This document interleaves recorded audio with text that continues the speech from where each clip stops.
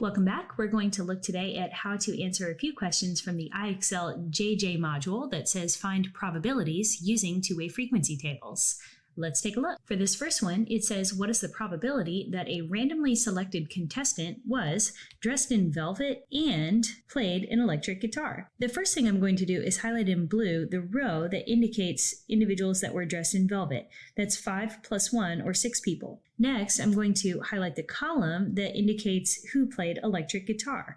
That's this column right here, which has 4 plus 1 or 5 people. Specifically, it wants to know what's the probability that someone meets both of these conditions at the same time. So that will be the intersection, or the point where these two highlighted sections cross. That's just one person. Now, if I look at the entire table, I've got 3 plus 4 plus 5 plus 1. That's a total of 13 people. And only one person meets the condition that I'm interested in, which is dressing in velvet and playing electric guitar. So my probability is just 1 out of 13. For this next one, I have 7 plus 4 plus 4 plus 11. That makes 26 total hot air balloons.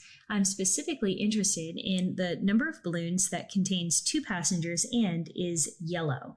So I'm going to start by highlighting in blue the row which indicates that the balloon contains 2 passengers. That's right here in blue. Next, I'm going to highlight the column which indicates that the balloon itself is yellow. That's this column right here. I want a hot air balloon or all the hot air balloons that meet both of these conditions at the same time. So that will be the joint frequency, or the intersection between those two highlighted sections. That's a total of 11 balloons. So it seems that 11 out of the 26 balloons contain 2 passengers and are yellow. For the next one, my survey indicates 5 plus 2 plus 3 plus 5, or a total of 15 people. It says we are interested in figuring out how many students would buy a cat and adhere to an omnivorous diet. That means that we are going to highlight the frequency of cat owners, and we're going to highlight the frequency of an omnivorous diet. We're interested in people who meet both conditions at the same time, so that's the intersection, or 5 people total. Since I have 5 out of 15 people, that will be my frequency, but I can simplify that fraction a little bit. 5 and 15 are both divisible by 5, so that will be 1/3.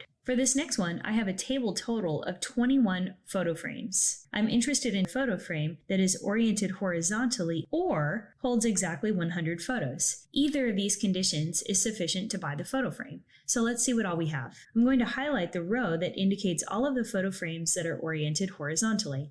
That's 2 plus 5 plus 3. Next, I'm going to highlight the column that indicates all of the frames that hold exactly 100 photos. That's 5 plus 3. This time, either condition is sufficient. It doesn't have to be both. So I'm not necessarily interested in the intersection between these two conditions.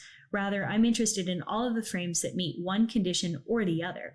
That means I'm going to add up all the cells that are highlighted. That'll be 2 plus 5 plus 3 plus 3, or a total of 13 photo frames that meet one condition or the other. 13 out of 21 is my probability here. For the last one, I have a table total of 39 drivers. I'm interested in selecting a driver that does not have a blue car or does not have blonde hair. This is similar to our previous example. I'm going to go through and start by highlighting all of the individuals that do not have a blue car. If they don't have a blue car, that means they have a red car. So I'm going to highlight this row right here, the 15 and the 10. Next, I'm going to highlight everybody who does not have blonde hair. That means that they have red hair. So that will be this column, which is again 15 and 10. Now, it says that I'm interested in one condition or the other. Both conditions do not have to be met at the same time. So that means that someone can have a red car and any color hair, or they could have a blue car but just not blonde hair. To find this probability, I'm just going to add all of the highlighted cells. I've got 10 plus 15 plus 10, which meet one condition or the other. That's going to be a total of 35 out of the table total 39.